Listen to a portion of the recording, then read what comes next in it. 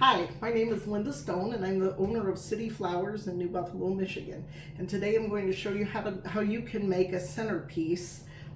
It's fairly easy, you just need to know the techniques. And this, I have one here that I did a little bit earlier. This is what we're going to make. This would be a great Thanksgiving centerpiece for your dining table, or you could use it as a gift.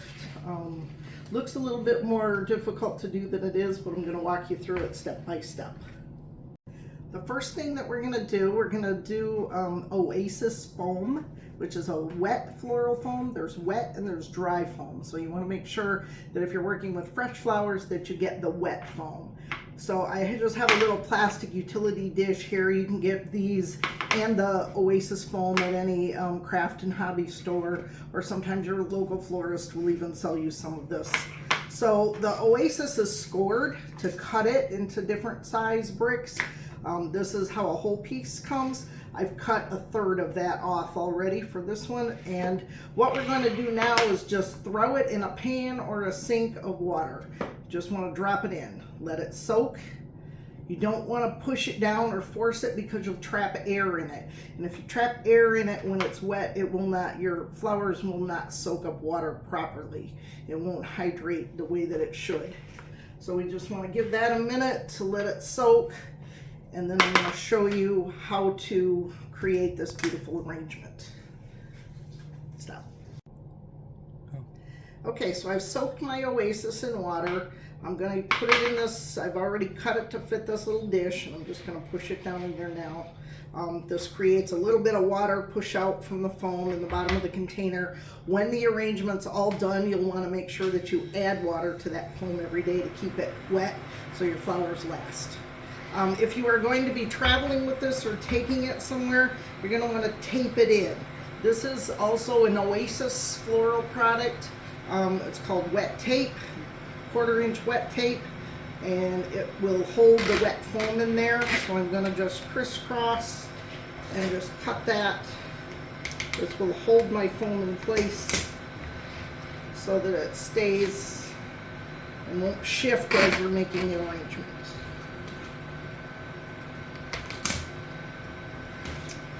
Okay, now with that done, I'm going to use a variety of greens in this piece.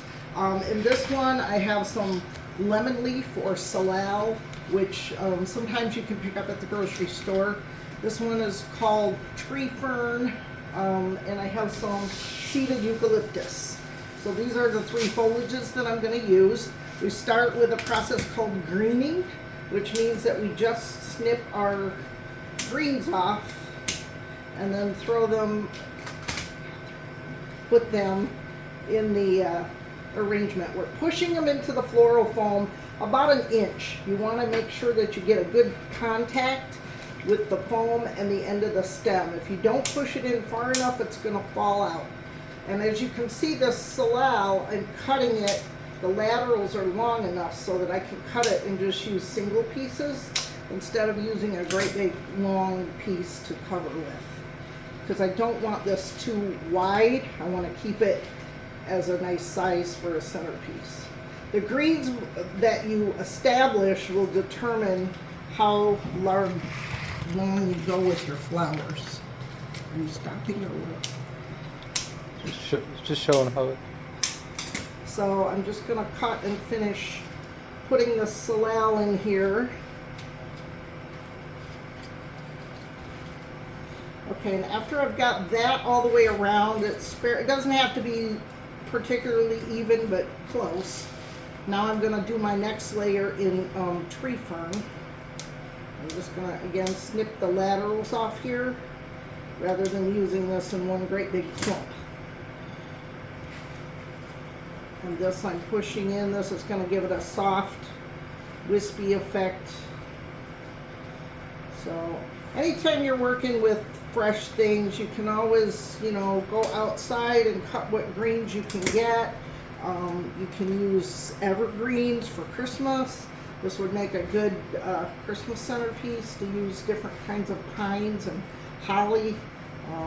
So there's lots of different options. You don't necessarily have to use the greens or the foliage that I'm using.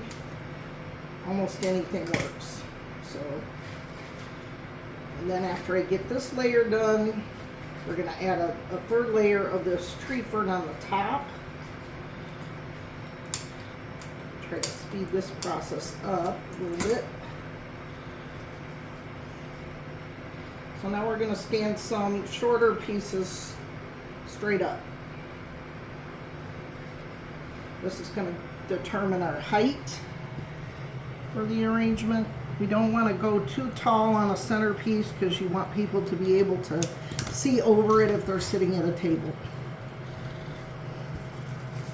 Okay, I've got that in there, and now we're going to cut some of the seeded eucalyptus that I have.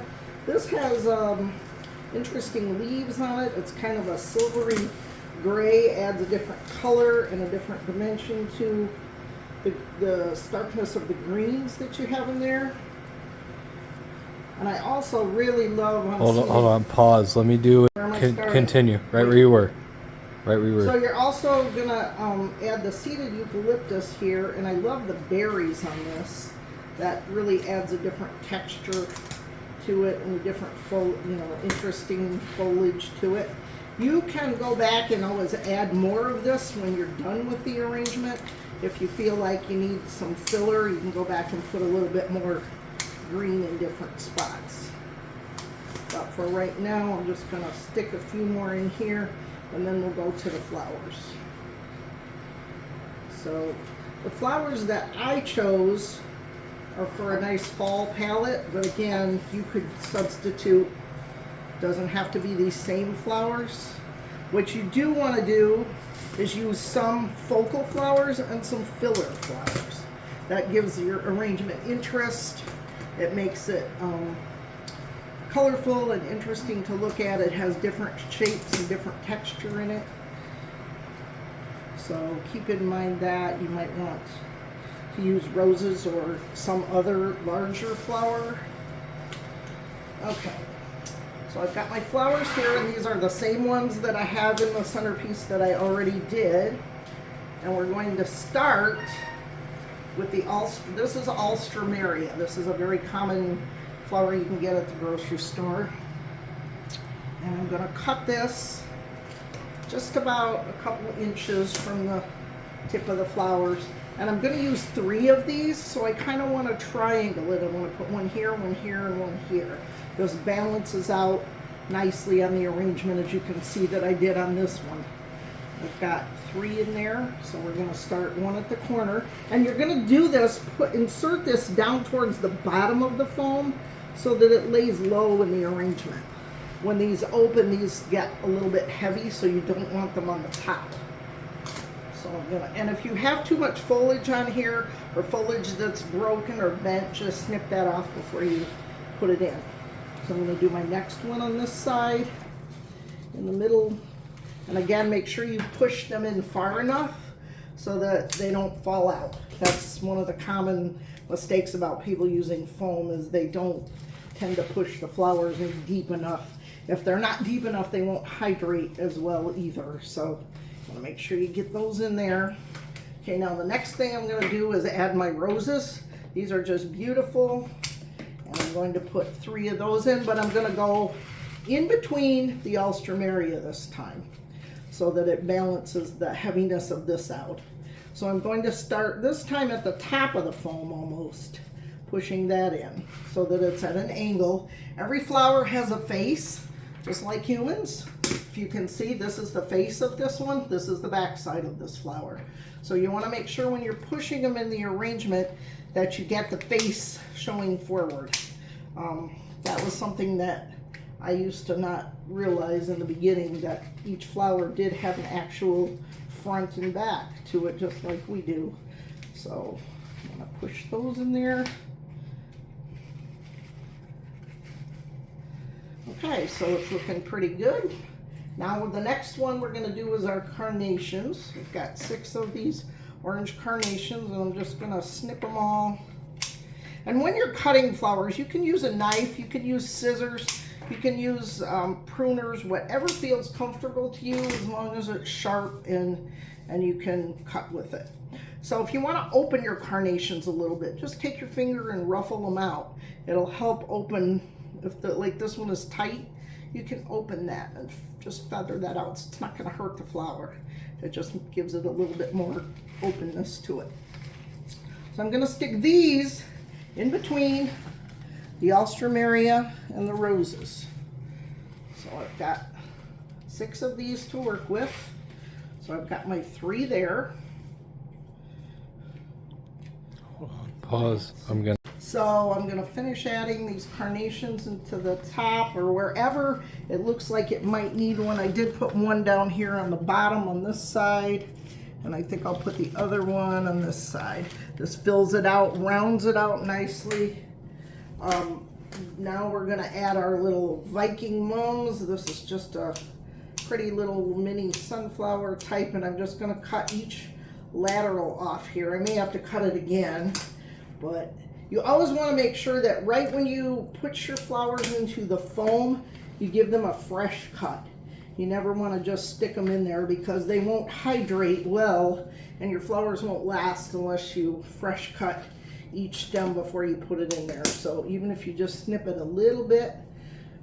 And again, this way is the face of the rose. So I want to put my mum this way as well so that it faces the same direction, because otherwise I'll have one going forward, one going backward. So you always want to make sure, look at the flowers you have in there and see which way you need to add your next one. So I'm gonna just finish snipping these mums off and adding these. Some of these can go down low to help fill out the bottom of it. Got a couple more here I can put in.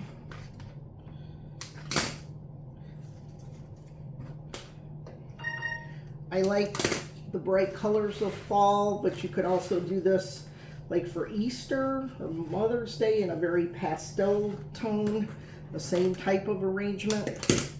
Doing the same thing, just using, wouldn't have to be mums, you could use some asters or different spring flowers. The only thing that doesn't really work well is like daffodils and tulips and things that have a more hollow stem. They're a little bit harder to work with in foam. Those need to be used in a vase. Okay, so we've got all our main flowers in there now, and now I'm going to add some of the filler. This is purple status. This is another common thing that you can get at a grocery store or even a farmer's market sometimes if you live in an area where they sell flowers there. And this I'm just gonna mix in anywhere so that there's color, little dabs of this purple throughout. And again, there is a front and a back to this, so when you're putting it in, you want to make sure that you're getting the right side of it so it flows with the flowers that you already have in the container.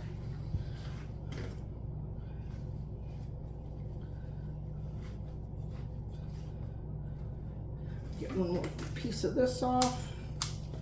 Sometimes I don't use it all, just cut what you need, and you can always use the rest in another little vase or make something else.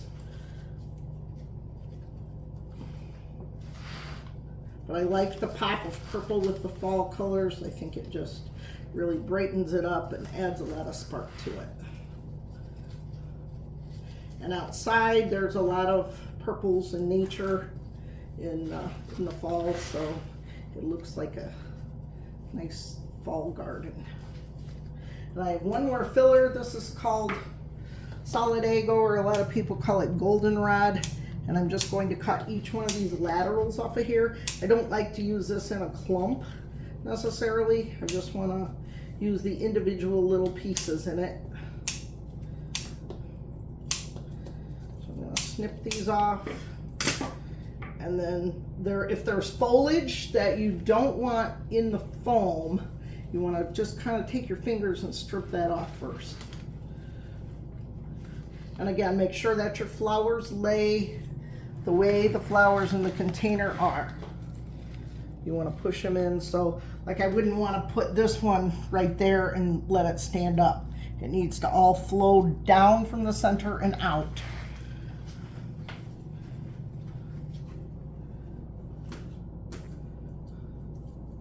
So I'm just stripping a little bit of this that's gonna be, if I push it in, it would be under the water.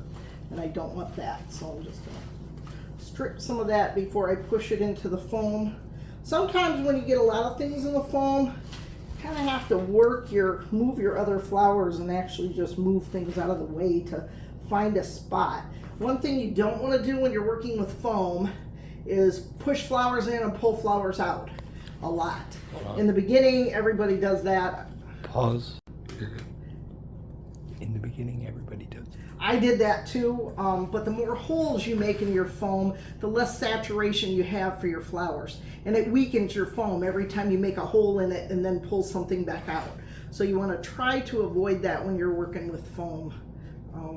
I mean, sometimes you do just have to pull one out and fix it, but just know that the more you do that, the more holes you're creating. And you want your flowers to have a tight contact in the foam. So if you pull one out of a hole, you don't want to put it back in that same hole because it'll be loose in there and it won't hydrate properly. So you want to make sure that every flower you push in the foam, you get a good tight contact with it. And we're almost finished with this. I have just a couple more pieces of this solidago to add. And you could make these assembly line, do 2 or 3 at a time, and it really doesn't take that long. And you could use them for Thanksgiving or give them as gifts. Great gifts for people who have everything, and flowers bring joy to everybody. So I hope you enjoyed this video, and I look forward to doing another one with you soon. Thanks so much.